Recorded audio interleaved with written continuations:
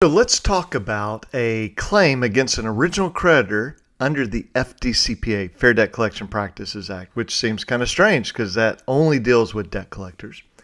And then let's talk about 3 claims under the FCRA, Fair Credit Reporting Act. And we'll see in this case that the consumer sued JP Morgan Chase Bank, and the district court threw all the claims out, dismissed the case. And the Court of Appeals for the 11th Circuit said, you know what, we agree on the FDCPA claim. That was not properly brought. But the 3 FCRA, Fair Credit Reporting Act claims, those are valid claims. And now 2 of them will seem very similar, but there is a distinction. So let's look at what we've got here. So the consumer pulls some credit reports, and there's this entity called Chase Home Finance LLC. And he says, hey, I don't have a Chase Home Finance LLC. So I've got JP Morgan Chase, and they use the false name Chase Home Finance. And so that violates the FDCPA. And so he disputes it, and it stays on there. And ultimately, he wrote TransUnion 3 times and JP Morgan Chase at least 6, but this still remains on his report. And then he says JP Morgan Chase requested his credit report from Experian about 20 times without a proper purpose. And so we'll get into all of this. So let's look now at, we're going to look at the idea of plausibility, then we're going to skip over standing. So we did a recent case with TransUnion, and this was brought in Hawaii, where we went into detail about standing. I'm not going to do that on very many of these case decisions. So we'll skip over it here. Then we'll jump right into kind of the heart of the case. So here's the test or the standard. You have to plead enough facts in your complaint, the document that creates a lawsuit, enough facts to state a claim to relief that is plausible on its face. Now, plausible does not mean that you're guaranteed to win or even more likely than not. It just means more than a possibility, okay? So then we look at standing, and we're actually going to skip over this. They say, you know what, there's economic harm. That's good enough. There's also, let's see, higher car premiums. And so all these things here that he has alleged, these are enough to show that he has the right to be in court. Now, I'll just say this, and this is something we've been preaching for many, many, many years, is bring these cases in state court. If the defendants leave them in state court, that's fantastic. They almost never do. They take them to federal court. When they go to federal court, because they knock on the door to the federal courthouse, they have to explain to the federal judge why they're standing.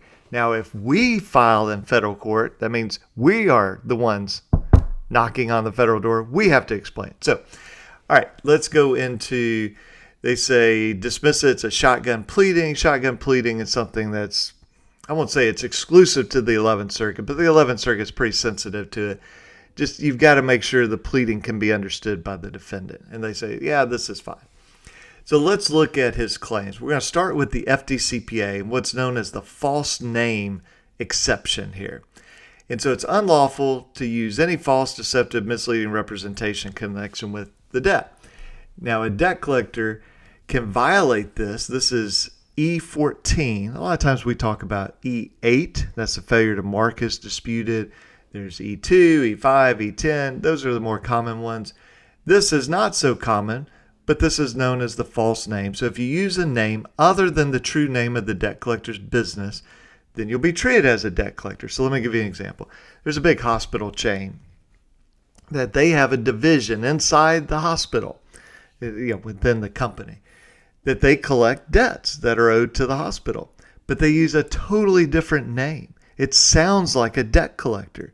And what the law says is that if you're going to use a name that sounds like a debt collector, in other words, it does not sound like you, the original creditor, then we'll treat you as a debt collector, even though technically you're the original creditor. And so that's what we've got here.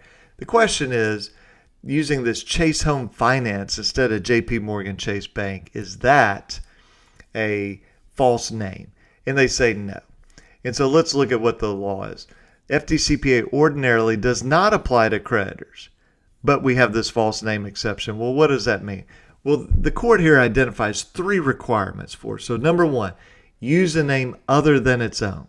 Number 2, that name, other than your own actual name, would indicate to a third person or indicate a third person is attempting to collect the debt. And then number 3, collecting its own debt, this is what's happened here. So let's back up a second. What are we talking about here? We've got, we'll use a different example. We'll say Capital One Bank. When they're collecting their own debt, they use the name XYZ Debt Collector. And a third person would say, I think XYZ Debt Collector is a different company, and they are trying to collect this debt. And so again, it goes back to this idea, if you as an original creditor are going to use a fake name that makes it sound like to your customers that this is a debt collector, then we'll treat you like a debt collector. So why would a company do this? Well, a couple reasons. One, it's more intimidating. Right? It's one thing if, Dr. Smith is contacting you, but if it says, aggressive XYZ debt collector, you're like, oh my goodness, I've been turned over to a collector. The other thing is, this is sort of the other side of the same coin, is they want to have that aggressiveness, but not have this impact your relationship with the original creditor. So Dr. Smith says, I want to really be intimidating, but I don't want you to know it's me. Because then you might talk bad about me, leave a bad review or something like that. So there's a number of reasons why companies do this. And they say, look, the first element, using a name other than its own, you meet that. Look, JP Morgan Chase quite plainly used a name other than its own. Pretty simple, right? However, the second component or second element flounders, or he fails in that, and then they don't reach the third element. So they say this second one, that's where you just don't meet it. Now, I'll tell you this. I think the court got this part wrong, but this is what the court said. It said, use of the name Chase Home Finance did not indicate that a third person was collecting the mortgage. And they said, well, we got to figure out whose perspective. Do we look at it from the creditor's perspective, the consumer's perspective? What do we do? And they say, we join the Second and Seventh Circuits and say it's the least sophisticated consumer. Would they believe a third party was involved in collecting the debt? So now we have to define what is a least sophisticated consumer. They say it has a long legacy in consumer protection law. And even though something may obviously be false to those who are trained and experienced, does not change its character nor take away its power to deceive others less experienced. So one expression is you don't have to be as sophisticated as a Philadelphia lawyer. Why that exception's used, I'm not sure. I have a friend in Philadelphia, Dan DeLiberty, so maybe he can tell us what that means. So here we go. Standard also promotes FDCPA's purpose of protecting all consumers, the gullible as well as the shrewd. And so the objective, least sophisticated consumer protects naive consumers with a minimal understanding of personal finance and debt collection. This is an 11th Circuit case called LeBlanc. So they go, all right, we've got that. Now, at the same time, you can't be just like bizarre, idiosyncratic interpretations of collection notices. In other words, you can't say, well, the standard is if I get anything in the mail, I assume they're threatening to throw me in jail. And so I'm suing them for that. They go, no. We're going to look at objectively, not necessarily you, whether you're really smart or you're not really smart, whether you're have these bizarre tendencies or you don't. We're just looking at objectively what would the least sophisticated consumer, not a highly trained consumer, but also not a crazy consumer. And then they say, here's the standard. And if you look at this language, it's pretty strong language here. The least sophisticated consumer, though not unreasonable, is ignorant, unthinking, gullible, below average sophistication or intelligence. That's our test. And they say that this false name exception normally would be a jury question. But then they say, well, this is a low bar, a low standard, pretty easy to meet. Mr. Consumer, you don't meet it. And it said the least sophisticated consumer would not believe Chase Home Finance is unrelated to JP Morgan Chase. And you took out your loan with JP Morgan Chase in 2005, and Chase and Home Finance suggest, some connection with JP Morgan Chase. So they would connect this. Now, again, I think this is wrong because there's all sorts of companies that have similar names in them. That doesn't mean they're the same company. And certainly when we sue a debt collector, so let's say we sue Sherman Origination Roman numeral 2. This is a company related to LVNV Funding, a junk debt buyer. Well, if we also sued Sherman Origination number 3, they go, whoa, those are totally separate companies, completely separate companies. You can't sue both of those. Well, they got virtually the same name. And the defendants would say, no, totally different. So I think this is incorrect what they're doing, but they look back at some decisions. So here's a case from Florida. JP Morgan Chase and Chase Auto Finance. Hey, those are obviously the same. I'm not sure they're obviously the same, but anyway, that's what the court said. Here's one from Pennsylvania. No reasonable person would find Chase Auto Loans as false identification JP Morgan Chase. How about Citibank and then City Business? Okay, like I recognize you have the word city in there, but to say those are the same, I think that is incorrect. Here's National City Mortgage and National City Bank. Again, I don't see that, but obviously I'm not in the majority here with these decisions that they're citing. Bank of America Mortgage, Bank of America, this Lehigh Corporation, Lehigh County Club. Anyway, that's what the court says. And so then the consumer very smartly points out, well, Chase Home Finance LLC and Chase or JP Morgan Chase Bank NA, those are two different types of companies. And they go, well, it's like just a small discrepancy. That actually makes a huge difference under the law. But again, this is the way the court rules. And they say, look, the consumer wants to say, if you don't use the exact language, perfect, then that violates the law. And the bank says, if any name in our real name also appears in the name of this sort of fake company we're using, then that's fine. And they go, no, those are both too broad.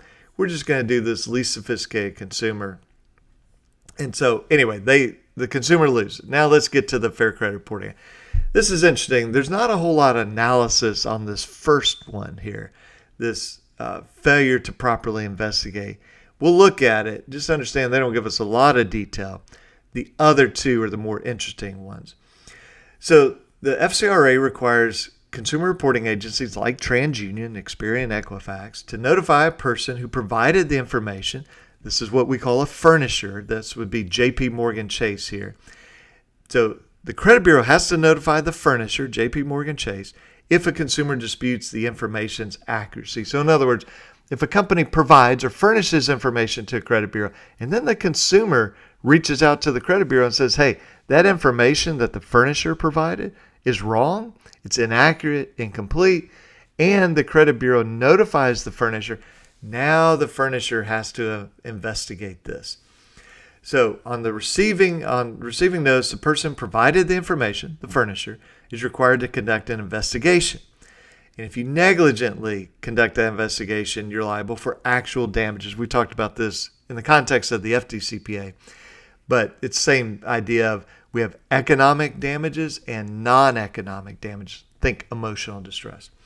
And if it's a willful noncompliance, then that's the same actual damages plus statutory damages between $100 and $1,000, punitive damages, and attorney's fees. Now you also get attorney's fees under negligent.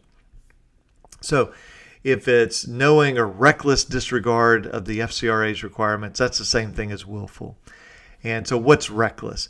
Well, if you run a risk of violating the law substantially greater than the risk associated with the reading that was merely careless. So we're going to see if the law is a little bit vague, the FCRA, and you choose as a furnisher an interpretation that really exposes consumers to a big risk here, then that may violate it. Now, if the statute's is plain, then we don't have to get into that whole risk thing. You just violated it recklessly.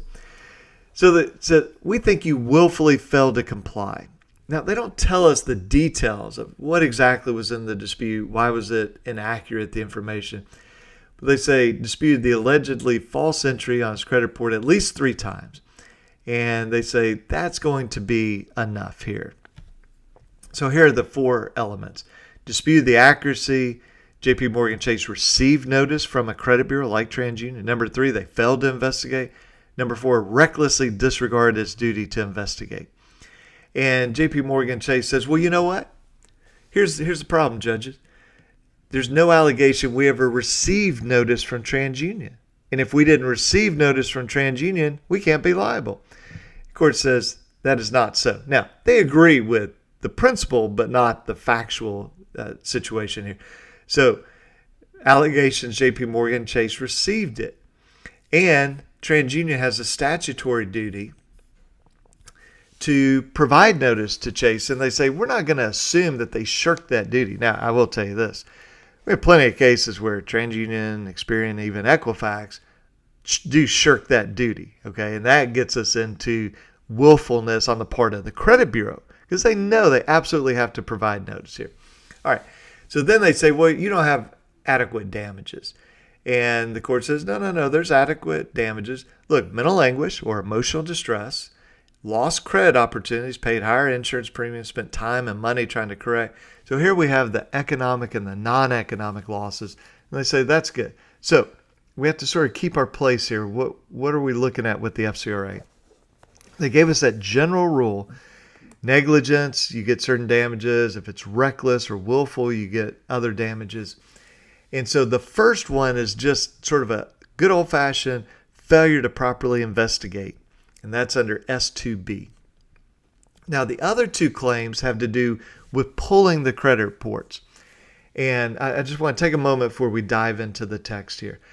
We have what's called an impermissible pull. This is not the same thing, and people get confused on this. They go, oh, well, impermissible means that I must give permission to the company pulling my credit report. That's not the same thing. Impermissible means you do not have permission under the law. Not that I, John Watts, have to give permission to JP Morgan Chase to pull my credit report. That's not the standard. The standard is, does JP Morgan Chase have permission under the law to pull my credit report? Those are two different things.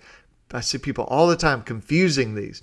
And then they build this whole sort of enormous structure on a false understanding of what the law says.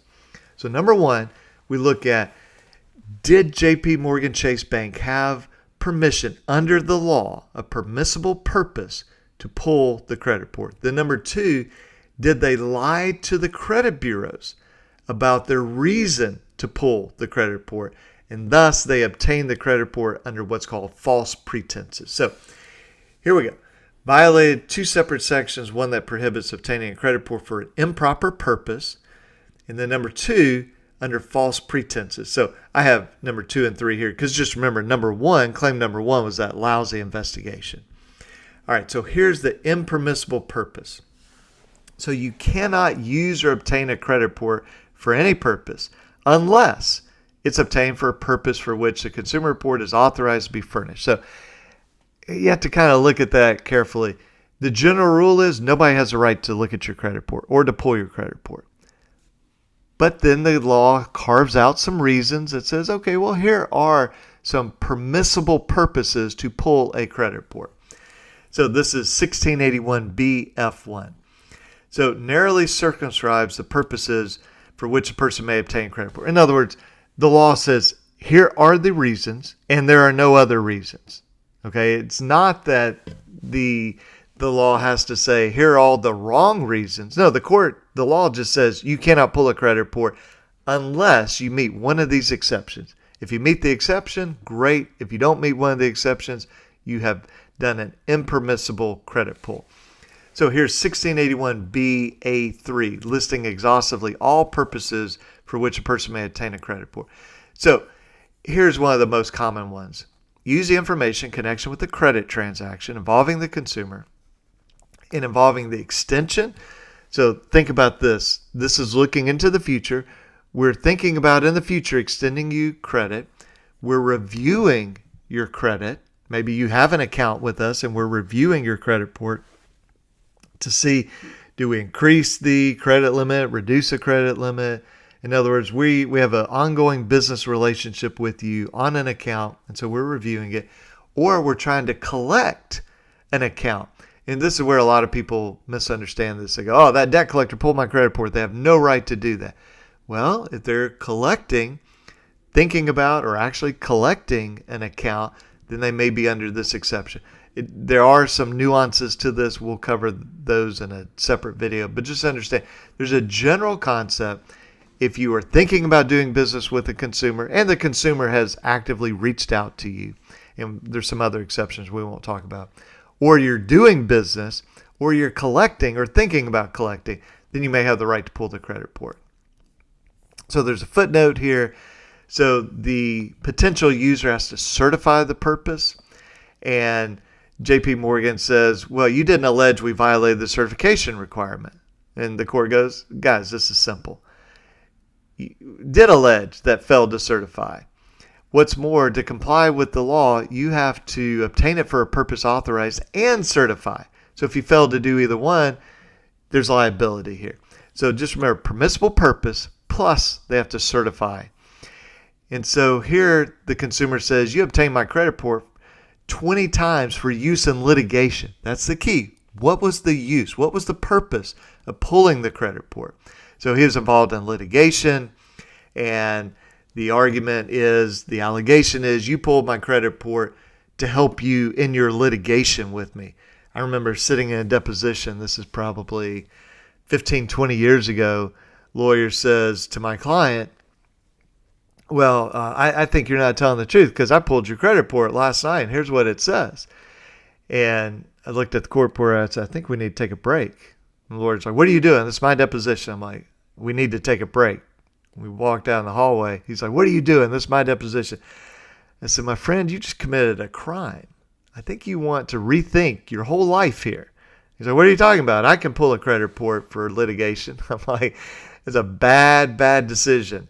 And so he finally believed me, and he made things right with my client. So the court says it may violate the FCRA to obtain a consumer report for use in litigation. I'll say it more directly. It does violate the FCRA. There is no made to it. There's no possibility. Now, they're looking at this from the standard of a motion to dismiss, saying, is it plausible that this could violate the law? And they say, yes, that's the standard, so they did the correct thing. I'm just telling you, the truth of the matter is it absolutely violates the FCRA. Litigation does not appear in the exhaustive. So what does exhaustive list mean? That means this is it. There's nothing else. And you won't find litigation in there. So here's a case from the 8th Circuit rejecting the argument a defendant and attorney representing clients in litigation had a business need to obtain credit report. No, you don't. You don't have any business need. Trial preparation does not fall in the scope. So it might plausibly have obtained Mr. Penson's credit reports for use in litigation after July 26th. That's when the lawsuit happened. And he also says this was a willful violation. Many times in litigation, even though there's an exhaustive list, these actions plausibly ran a risk of violating the law, substantially greater risk associated with being merely careless. Here's the reason why. Statute plainly says, may furnish under the following circumstances and no other. Now, this is from the standpoint of the credit bureau, but the courts have said we applied the same standard for the user, the company that's pulling the credit report. Even a careless reader would understand the statute's list of permissible purposes is exhaustive.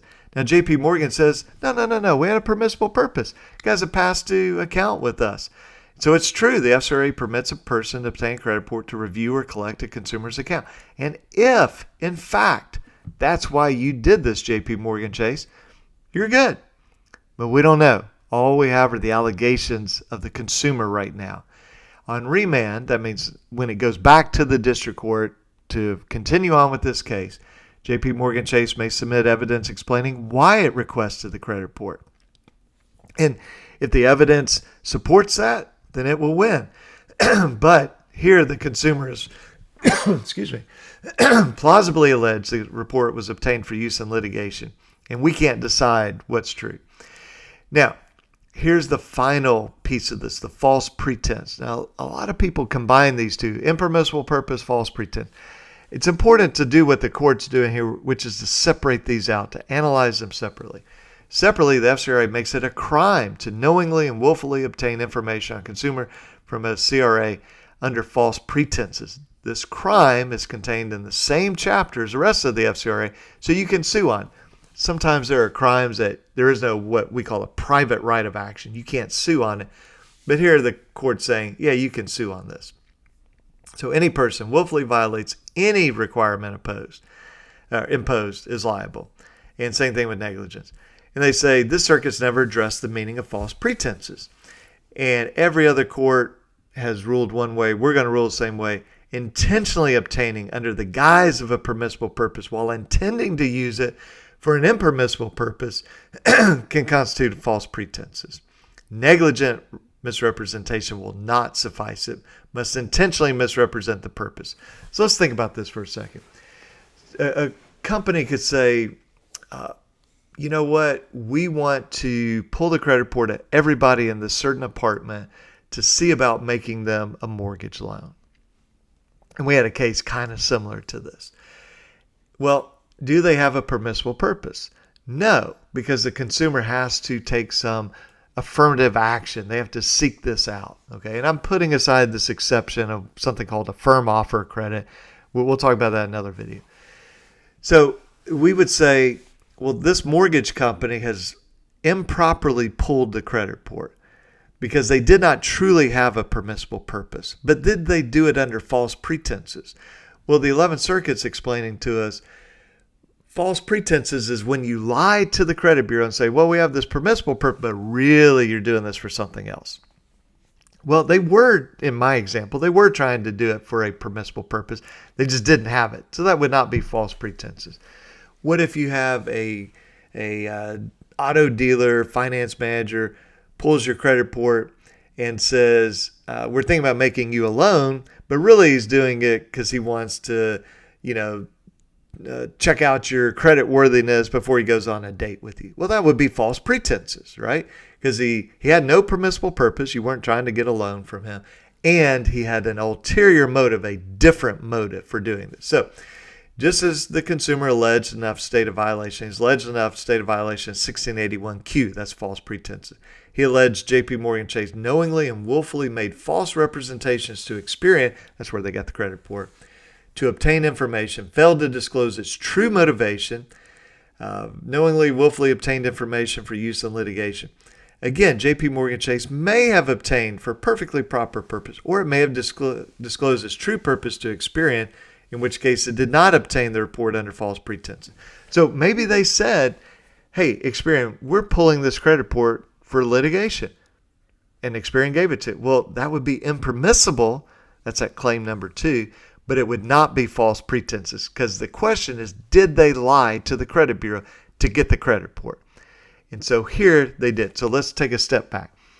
The FDCPA false name, consumer loses on that. How about the failure to do a proper investigation? They say you win on that as far as this motion to dismiss goes. How about the impermissible purpose? The consumer wins on that because pulling it for litigation is not proper. How about false pretenses? Well, the allegation is they lied to Experian. JP Morgan Chase lied to Experian to get the credit report. So that's sufficient. So consumer loses on the FDCPA, wins on those 3 claims under the FCRA. So they remind us here, all a plaintiff must do to survive motion to dismiss is state a plausible claim, not a surefire claim, not one likely to succeed, but just enough to say, you know what, we could see how the consumer, the plaintiff, could win on this. So hope you found this helpful. I know this was kind of a lengthy one, but hope this was enjoyable for you and that you learned a lot from it. And feel free to comment below. Share this with other people. If you like this type of stuff and you want to be notified, just subscribe and we will get these to you every day. All right. Thanks a lot, guys. Have a good one. Bye-bye.